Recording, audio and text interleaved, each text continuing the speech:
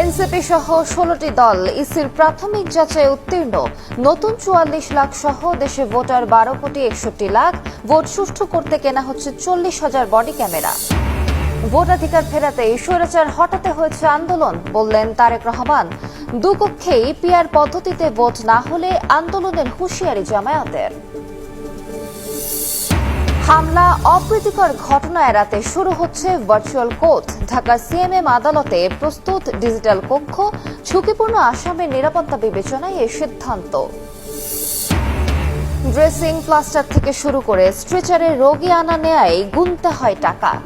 জরুরি বিভাগ, operation theatre সবখানেই নোংরা পরিবেশ। অভিযোগের ভাগাড়ে পরিণত হয়েছে নিটোর।